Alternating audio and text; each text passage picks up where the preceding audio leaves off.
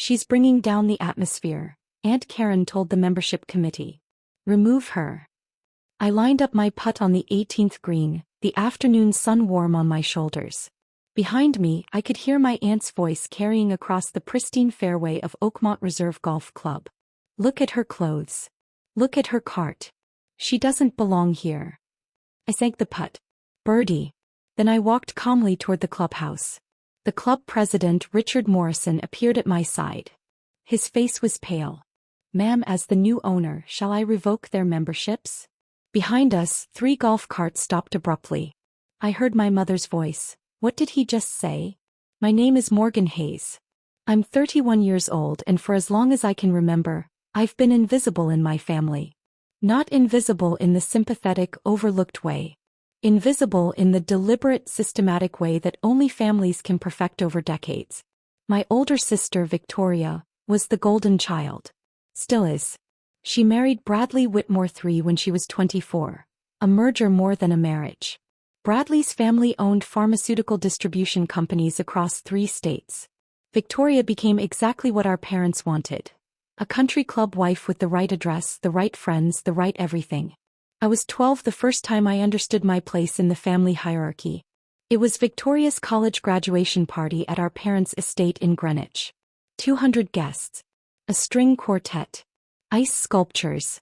Victoria wore Valentino and held court like royalty, showing off her Princeton diploma and her new engagement ring. 4 carats, emerald cut. I'd just won the regional mathematics competition. First place out of 300 students. I was so proud. I found Mom near the champagne fountain, my trophy still in its box. Mom, look. I won. Not now, Morgan. She didn't even glance at me. Victoria's advisor from Princeton just arrived. Go find something to do. I stood there, trophy in hand, watching Mom introduce Victoria to a man in an expensive suit. This is my daughter, Victoria. Summa cum laude, you know. We're so proud. I put the trophy in my closet. No one ever asked about it. The second memory is from when I was 16. Dad took Victoria to tour Harvard, Yale, and Princeton over a long weekend. Private meetings with admissions officers. Dinners with alumni. The works. I asked if I could come along. I had a 4.0 GPA, perfect SAT scores, and I'd just been accepted into an advanced computer science program at MIT. Dad looked at me like I'd asked to fly to the moon. Victoria's looking at Ivy League schools, Morgan. Real institutions. A computer thing. That's different. Community college will be fine for that. But Dad, I got into MIT. MIT ISNT Harvard. He turned back to his newspaper. Besides, we can't afford to send both of you to expensive schools. Victoria's education is an investment. She'll marry well. We'll figure something out. I went to MIT on a full scholarship. My parents didn't attend my graduation. The third memory is from 5 years ago when I was 26. I'd just sold my first startup, a cybersecurity platform I'd built in my tiny apartment. The acquisition was for $47 million. After taxes and splitting with my 2 co-founders, I walked away with $18.2 million. I was so excited. Despite everything, I wanted to share it with them. I drove to Greenwich for Sunday dinner. I have news, I said as we sat down to eat. I sold my company. That's nice, dear, Mom said absently, passing the potatoes. Victoria, tell everyone about the charity gala. Victoria launched into a story about her latest fundraiser. 20 minutes about table settings and silent auctions. I tried again. The sale was $47 million. Morgan, please. Dad's voice was sharp. We're having a family dinner. Don't be gauche about money.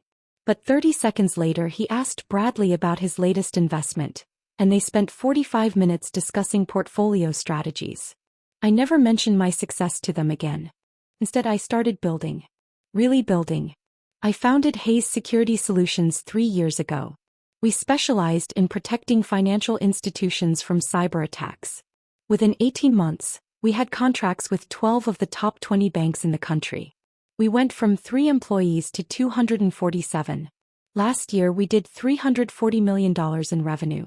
But I kept it quiet. I wore normal clothes. Drove a modest car to family events.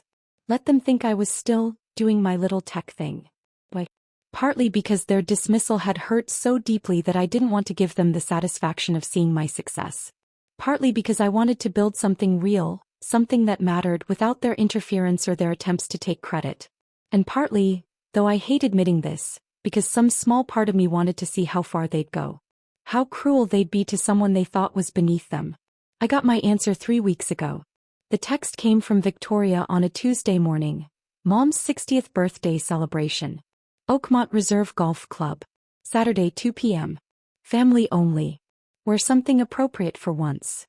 Oakmont Reserve was the most exclusive club in Connecticut. Initiation fees started at $250,000. Annual dues ran $45,000. The waiting list was 7 years long unless you had serious connections. Victoria and Bradley had been members for 3 years. My parents had joined 2 years ago. Victoria had gifted them a membership for their anniversary. Apparently, being seen at Oakmont was crucial for Mom's social standing. I almost didn't go. But it was Mom's birthday and despite everything she was still my mother.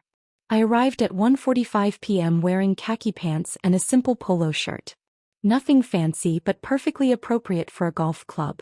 The valet looked at my car, a 3-year-old Honda Accord, with barely concealed disdain. I'd left my Porsche 911 in the city. Force of habit. Inside, the clubhouse was all dark wood and brass fixtures. Oil paintings of past club presidents lined the walls. Everything screamed old money. I found my family on the terrace overlooking the 18th green. Mom sat in the center like a queen holding court, Victoria beside her in head-to-toe Lily Pulitzer. Bradley stood nearby in expensive golf attire, holding a scotch. Dad was showing off his new tit-laced clubs, $8,000 worth, to Victoria's father-in-law. Aunt Karen, Mom's older sister, spotted me first. Her face did that thing. That little twist of distaste that was supposed to be subtle but never was. "Oh, Morgan. You came." She said it the way you'd say, "Oh, there's a stain on the carpet." "Hi, Aunt Karen. Happy birthday, Mom." Mom glanced at me, smiled tightly, and immediately turned back to her conversation with Victoria's mother-in-law. As I was saying, Victoria's been asked to chair the spring gala at the yacht club. I stood there for 30 seconds. No one spoke to me. Bradley's father, Charles Whitmore, looked me up and down. "Morgan, isn't it? Still doing that computer work?" "Sir. Cybersecurity consulting." Kept my voice even. He turned to Dad. "David, we should discuss that property investment. 23% returns last quarter." They walked away, leaving me standing alone on the terrace.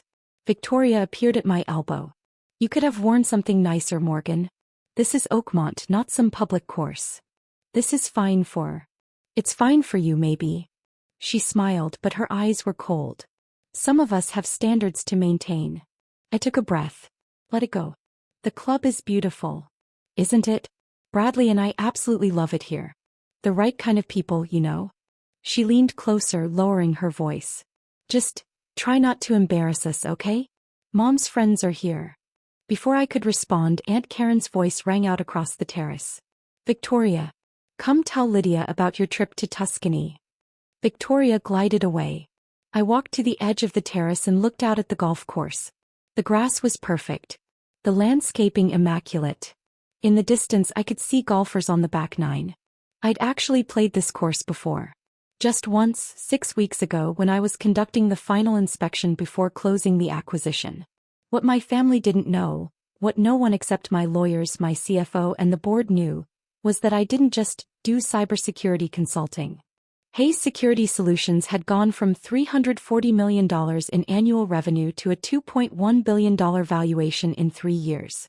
We'd expanded into physical security, risk assessment, and private intelligence. We protected 73 Fortune 500 companies. We had offices in 8 countries and 1,847 employees. And 6 weeks ago I'd started diversifying. Real estate made sense.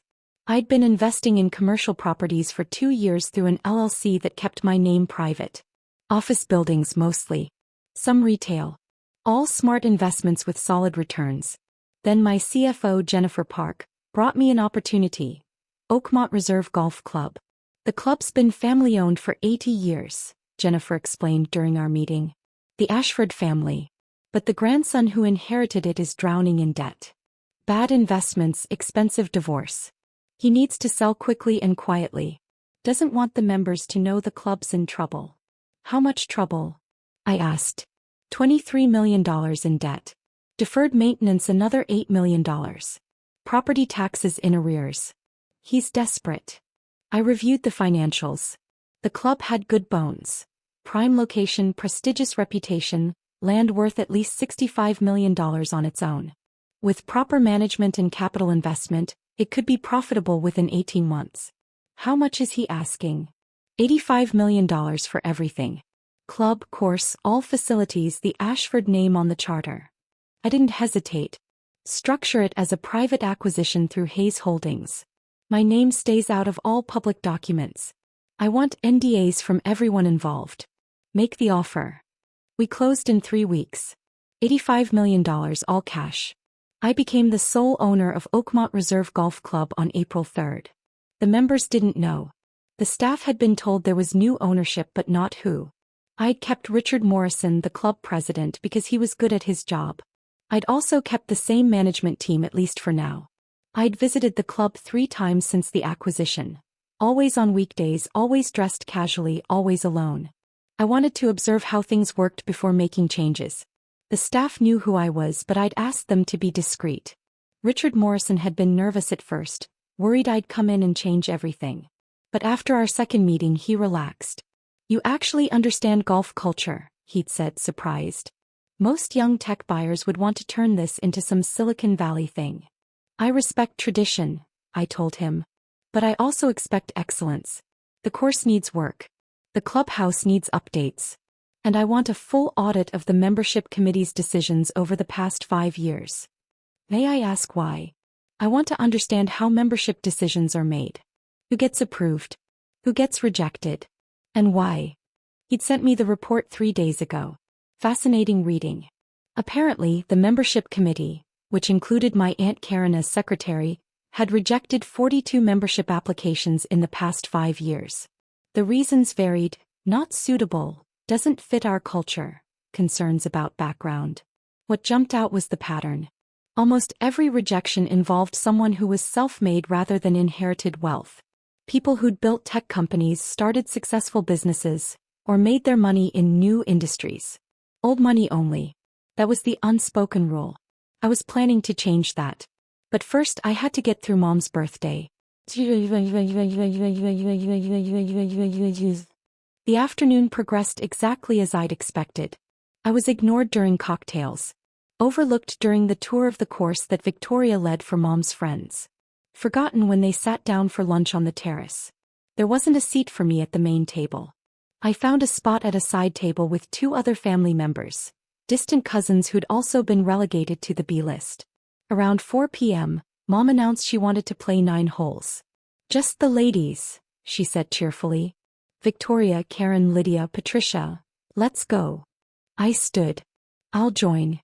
It's a members-only course, Morgan." Aunt Karen's voice was pleasant, but her smile was razor-sharp. "You'd need a guest pass and we've only arranged for Mom's special friends." "I can arrange. Don't worry about it, sweetie." Mom patted my arm like I was a child. "You probably don't even play golf. Just relax here. Enjoy the view." They walked away laughing. Victoria called back over her shoulder, "Try the iced tea. It's included with the guest pass." I sat back down. Pulled out my phone.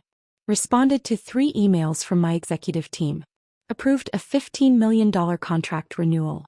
Reviewed the preliminary numbers for our Q2 earnings call. Just another Saturday afternoon. Around 5:30 p.m. I decided to play 9 holes myself. Why not? I owned the course. I went to the pro shop. The assistant manager, Tommy Chin, recognized me immediately. His eyes went wide. "Ms. Hayes. We weren't expecting, of course you're always welcome." "I'd like to play the back 9, Tommy. Can you arrange a cart?" "Absolutely. Right away." He hesitated. "Should I notify President Morrison?" "Not necessary. I'm just playing golf." I changed shoes, grabbed my clubs from my car, a set of custom Mizunos I'd owned for years, and headed out. The back 9 at Oakmont was beautiful. Challenging layout, perfectly maintained greens. I played alone, taking my time enjoying the evening air. I was on the 18th green lining up my final putt when I heard voices behind me. Ridiculous that she's even here. I recognized Aunt Karen's voice. I mean, look at her. That was Victoria. Those clubs are probably from Dick's Sporting Goods. And that cart is a basic model. She's bringing down the whole atmosphere. I lined up my putt, focused on the break. Someone should say something, another voice said. Victoria's mother-in-law. I'll handle it, Aunt Karen said firmly. I stroked the putt. Watched the ball roll smoothly across the green, break slightly left and drop into the cup. Birdie. I marked my scorecard, shot 41 on the back nine, 3 under par, and walked toward the clubhouse. That's when I saw Aunt Karen intercept Richard Morrison near the 18th tee box. She was gesturing emphatically, her voice carrying across the fairway. Not a member. She shouldn't be on the course. Mum, yes sur you. She's bringing down the atmosphere. Look at her clothes. Look at her cart. She doesn't belong here. Aunt Karen's face was flushed. As a member of the board committee, I'm formally requesting her removal. Richard Morrison's face went pale. He glanced past Aunt Karen and saw me approaching. Mrs. Pemberton, if I could speak with you privately. There's nothing private about this. Aunt Karen turned and spotted me. Morgan. I'm sorry, but you need to leave. This is a members-only facility. You can't just show up and use our course. Behind her, Victoria, Mom, and several other family members had gathered. They looked pleased. Like they'd finally found an opportunity to put me in my place publicly. I stopped about 10 feet away. Kept my voice calm. I was invited to Mom's birthday party. The party is on the terrace, dear. Mom's voice had that patronizing tone that used to make me feel small. Not the golf course. You should know better. I just wanted to play a quick 9 holes. This club has standards, Victoria said. She'd linked her arm through Bradley's, presenting a united front.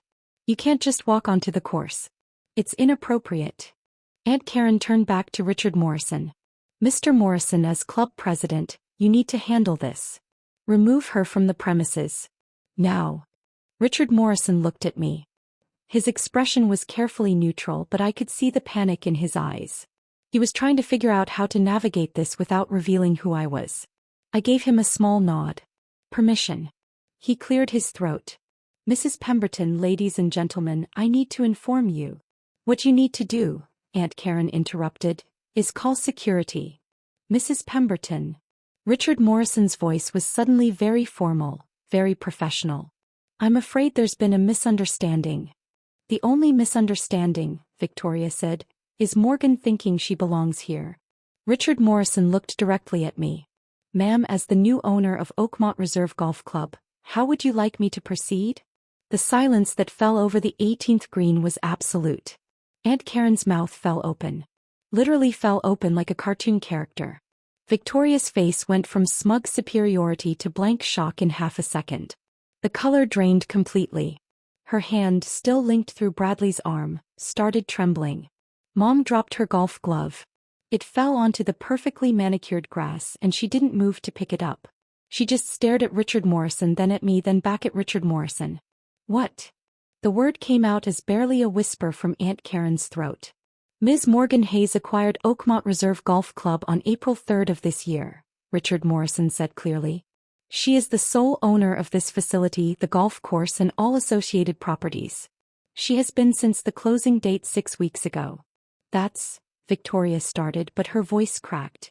She couldn't finish the sentence. Dad, who'd been standing near the clubhouse, walked over quickly. Richard, there must be some mistake. No mistake, sir. Richard Morrison pulled out his phone, pulled up a document and showed it to my father. The acquisition was completed through Hayes Holdings, LLC. All paperwork is filed with the state. Ms. Hayes is the registered owner. I watched my father read the document. Watched his face change as he recognized the legal language, saw the official stamps, understood it was real. Hayes Holdings, he said slowly. That's your company, Morgan? One of them, I said quietly. Bradley's father, Charles Whitmore, stepped forward. He'd been hanging back, but now his business instincts kicked in. Hayes Holdings. Wait. Are you associated with Hayes Security Solutions? I founded it. His eyes widened. You founded the Hayes Security Solutions? The cybersecurity firm. Yes, sir. We use your services. My company has a $7 million annual contract with you for threat assessment and digital infrastructure protection. He turned to Victoria and Bradley, his face confused. You never mentioned your sister runs Hayes Security. I didn't know, Victoria whispered. She looked at me like she'd never seen me before. You said you did consulting. I do.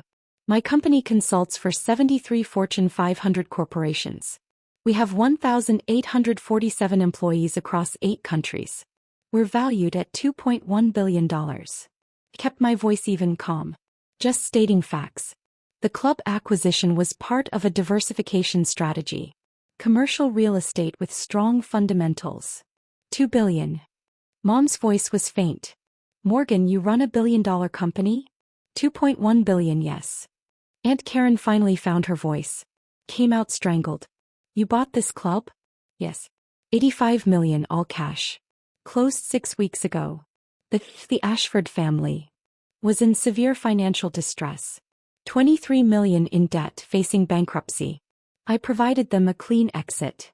I looked at Richard Morrison. Richard, what were the terms again? You purchased the club, the course, all facilities and the full membership charter for $85 million, he said. You also committed an additional $12 million for capital improvements and deferred maintenance. The Ashford family retained naming rights for their contributions but transferred all operational control. And who approves membership decisions now? I asked, though I knew the answer. You do, ma'am. All membership applications, renewals, and committee recommendations require your final approval. I turned back to my family. They looked like they'd been hit by a truck. Bradley was calculating something on his phone. His face had gone pale. Jesus Christ, Victoria. Your sister is worth more than my entire family combined. I don't understand, Mom said. She looked genuinely lost. When did this happen? How did we not know? I've been building my company for 8 years, I said. The first startup sale was 7 years ago. $18 million after taxes. I used that as seed capital for Hayes Security. We went from 3 employees to almost 2,000. I just never mentioned it. Why? Dad's voice was hoarse. Why wouldn't you tell us? I looked at him. Really looked at him. Because the last time I tried to share good news, you told me not to be gauche about money. Remember? Sunday dinner 5 years ago? I told you I'd sold my company for $47 million, and you told me we were having a family dinner and I shouldn't mention it. His face went red. I don't remember that. You talked about Bradley's investments for 45 minutes that same dinner. Silence. Oh my God. Victoria's voice was barely audible. Morgan, I'm so sorry. I didn't know. I swear I didn't know. You didn't ask. I kept my tone gentle, not angry. None of you asked. You just assumed. Aunt Karen was looking around wildly like she was trying to figure out if this was a prank. But your car, it's a Honda. I have 5 cars. The Honda is reliable for city driving. The 911 is more fun, but parking is terrible in Manhattan. Your clothes. I prefer comfort over brands. Though these khakis are Brunello Cucinelli. The polo is Tom Ford. I shrugged. I just don't wear logos. Richard Morrison cleared his throat softly. Ma'am, forgive me, but there is a membership matter we need to discuss. Mrs. Pemberton's formal complaint about your presence on the course. I nodded. Right. Aunt Karen, you said I was bringing down the atmosphere and requested my removal from the premises. She couldn't speak. Just stood there, shaking her head slightly. Richard, I'd like to review the membership committee's recent decisions. Specifically, I want to understand the criteria used for evaluating applications. Of course, ma'am. I can have that report to you by Monday. You already sent it. Thursday. I've reviewed it. I turned to Aunt Karen. Did you know that the committee has rejected 42 applications in the past 5 years? Almost all of them were self-made business owners. Tech entrepreneurs mostly. People who built their wealth rather than inherited it. Aunt Karen's face went from pale to red. One rejection was for Dr. Sarah Chin. Stanford PhD, founded a biotech company, net worth approximately $400 million. The committee's notes said she didn't fit our culture. I pulled out my phone, pulled up the report. Another rejection. Marcus Williams, founder of a private equity firm, manages $2 billion in assets. Notes said he lacked the appropriate background. Those decisions were made by the full committee. Aunt Karen started. You were the secretary. You wrote the recommendations. I looked at the small crowd that had gathered. Family members, a few other club members who'd wandered over to see what the commotion was about. Here's what's going to change. Oakmont Reserve will no longer discriminate based on how someone made their money.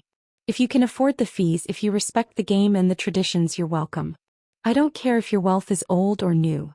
You can't just change everything, Aunt Karen sputtered. I own the club.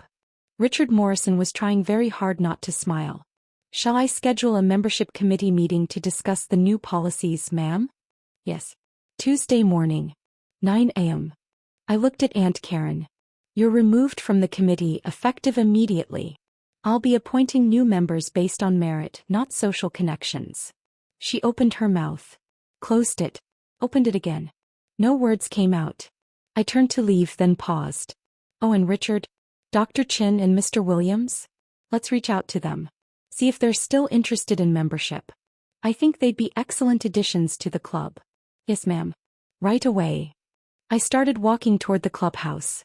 Behind me I heard Dad's voice. Morgan, wait. I kept walking. The immediate consequences started within an hour. I was in the clubhouse changing my shoes when Richard Morrison knocked on the door of the ladies' locker room. Miss Hayes? Sorry to disturb you. Your father is asking to speak with you. So is your sister. And your mother.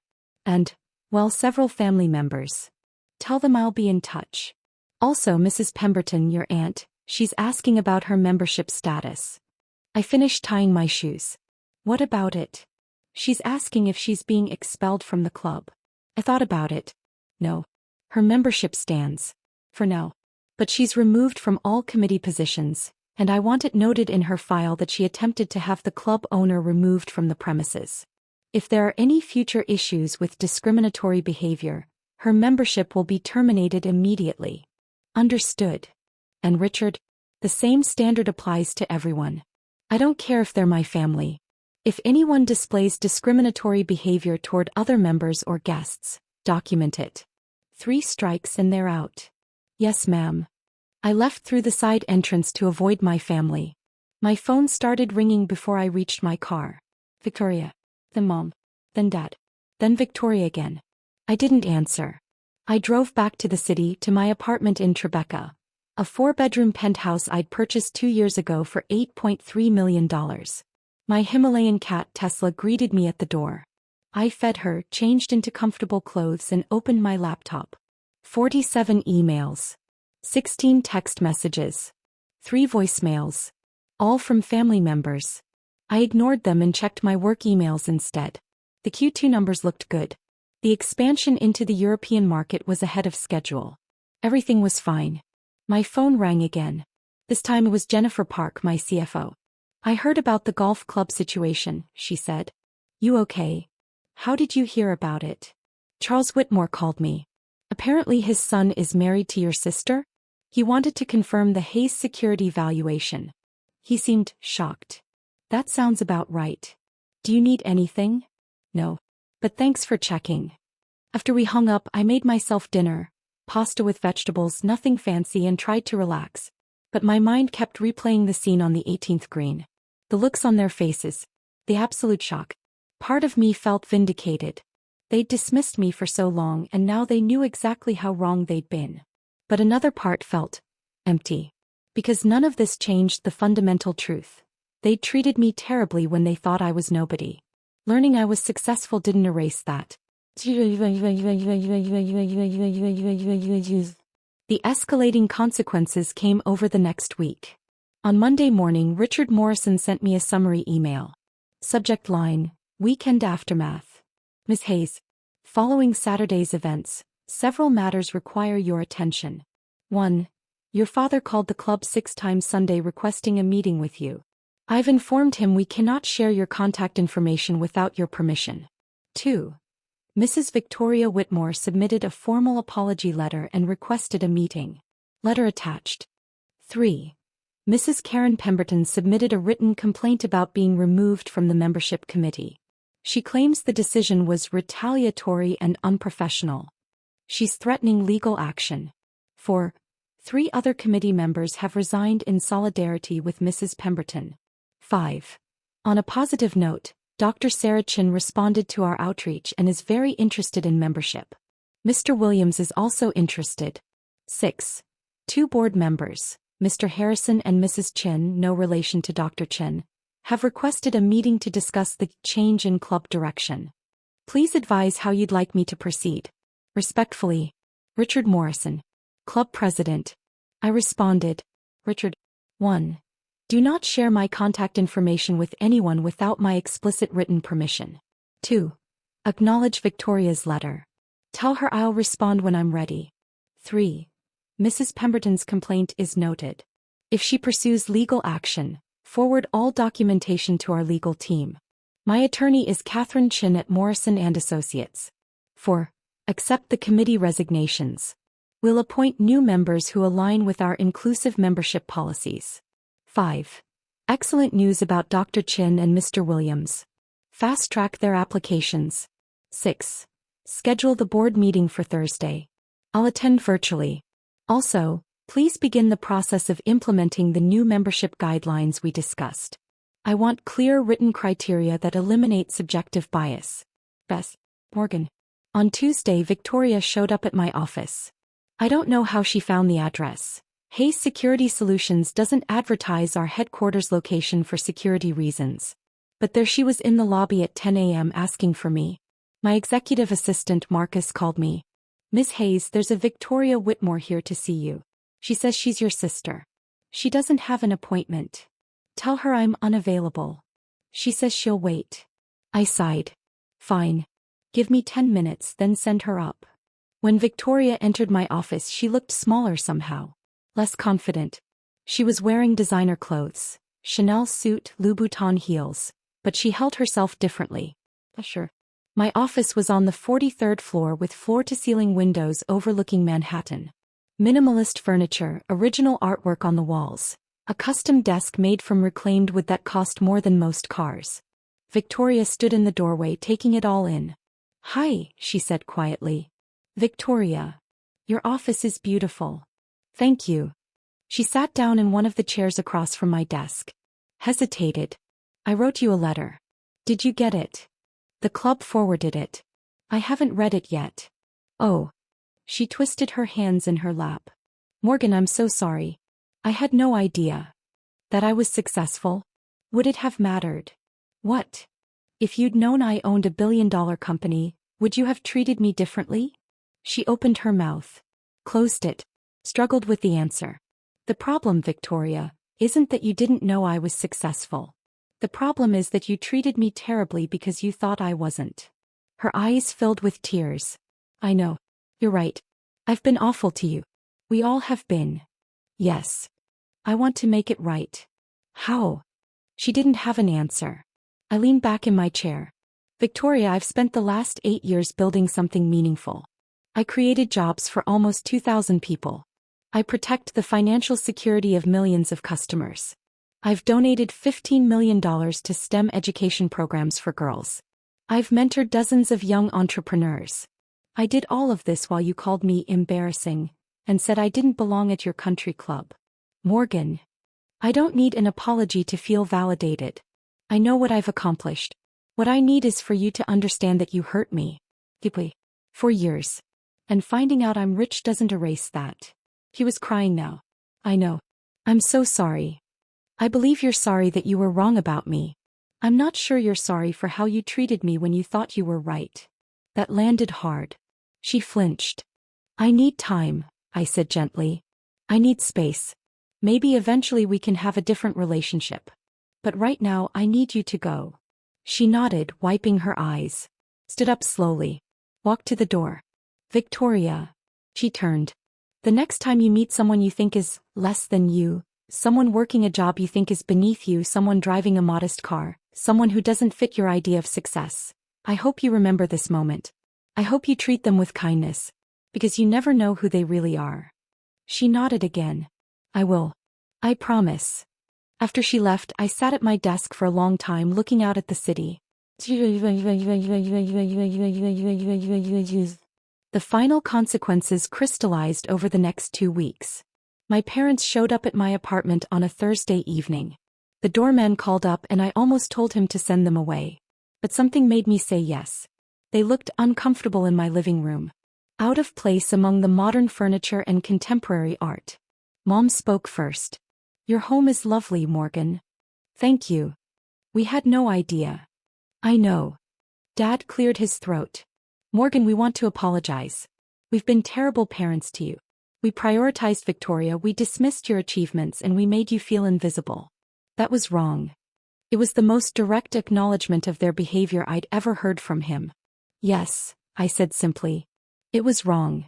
We want to make amends," Mom said. "We want to be part of your life. Really part of it." "Why now?" They looked at each other. "Because we saw what you've accomplished," Dad said. "And we realized how much we missed. How much we didn't see. So if I wasn't successful, you wouldn't be here?" "That's not," Mom started. "Yes, it is." I kept my voice calm. "You're here because you found out I'm rich and powerful. Not because you suddenly realized you hurt me. You hurt me for years and you didn't care. Now you care because I own things. Because I have status. Because I proved you wrong." Silence. "That's not a foundation for a healthy relationship," I said. "What can we do?" Mom's voice was small. "How can we fix this?" "I don't know if you can." I stood up, walked to the window. "I needed you to believe in me when I was 12 years old, showing you my math trophy. I needed you to be proud of me when I got into MIT. I needed you to celebrate with me when I sold my first company. I needed you to treat me with basic respect at a family golf outing. I needed all of that and you gave me nothing." "Morgan," Dad started. "No." I turned to face them. "You don't get to show up now and demand instant forgiveness because you feel guilty. You don't get to skip the hard part." "What's the hard part?" Mom asked. "Understanding why you did what you did. Examining your values. Figuring out why you measure people's worth by their bank accounts and their social status instead of their character. Recognizing that you raised me to feel worthless, and that damage doesn't disappear just because you say you're sorry." They both looked shattered. "I'm not saying we can't ever have a relationship," I said more gently. "But it has to be different. It has to be real. And that takes time." "How much time?" Dad asked. "I don't know. Maybe a lot. Maybe forever. I haven't decided yet." I walked them to the door. Before they left, Mom turned back. "For what it's worth, I am proud of you. What you've built. Who you've become." "I appreciate that," I said. "But I built all of this without your support. I became who I am despite you, not because of you. I don't need your pride now. I needed your love then." After they left, I poured myself a glass of wine and sat on my balcony, looking out at the city lights. My phone buzzed. A text from Jennifer. "Board meeting tomorrow at 9. Ready to expand into Asia." I smiled. Responded, "Ready. Let's do it." That was the difference, I realized. My work family, Jennifer, Marcus, Richard Morrison, the team at Hayes Security, they saw me. Really saw me. They valued my judgment, my intelligence, my leadership. They built something incredible with me, not despite me. That was worth more than my biological family's belated approval. 3 months later, I was back at Oakmont Reserve for the membership committee's quarterly meeting. The committee looked completely different. Dr. Sarachin was now serving as vice chair. Marcus Williams had joined as treasurer. We'd added 4 other members. All successful, all diverse, all committed to making the club genuinely inclusive. Aunt Karen's membership was still active, but she'd stopped coming to events. I heard through family channels that she found it too uncomfortable now that the club had changed so much. Victoria came to the club occasionally. We were cordial. She'd apologized 3 more times, better apologies each time, more genuine, and I'd started responding to her texts. We had coffee once. It was awkward but not terrible. Mom and Dad I saw every other month or so. Dinners in neutral territory, brief visits. They were trying. I could see that. But the relationship was different now. Smaller. More distant. Maybe it would grow back. Maybe it wouldn't. But I was okay either way. Because I'd built something real. Something mine. Hayes Security Solutions was preparing to go public. The IPO was projected at $3.7 billion. I'd already committed $100 million of my personal wealth to a foundation supporting STEM education and entrepreneurship programs for underprivileged kids. Oakmont Reserve had become something I was proud of. We'd recruited 17 new members: tech entrepreneurs, doctors, lawyers, business owners. People who'd built their success through intelligence and hard work. The club felt different now. More vibrant. More alive. After the committee meeting, I played 18 holes. Shot a 74, 2 over par. Not my best round, but solid. As I finished on the 18th green, Richard Morrison approached with a message. "Ms. Hayes, your sister called. She wanted to know if you'd be willing to meet her new business partner. She's starting a charity focused on educational equity, and she wanted your advice." I smiled. "Tell her yes. But schedule it at my office, not here." "And Richard?" "She gets in like anyone else, through the front door with an appointment." "Understood, ma'am." I walked back to my car. I was driving the Porsche today, and paused to look back at the clubhouse. The late afternoon sun hit the building just right, making it glow. My family had called me too poor for this place. They'd tried to have me removed. They'd assumed I didn't belong. They'd been wrong about all of it. But more importantly, I'd been right about myself all along. I knew my worth. I always had. Their dismissal hadn't changed that. Their belated recognition didn't change it either. I belonged wherever I decided to be. Not because of money. Not because of status. But because I'd earned it. Through hard work, intelligence, and integrity. And that was a truth no one could take away.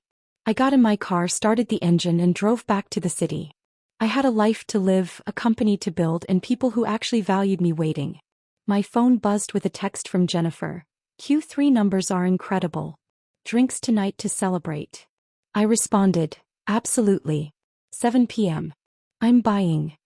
She sent back a laughing emoji and, "You're always buying, boss."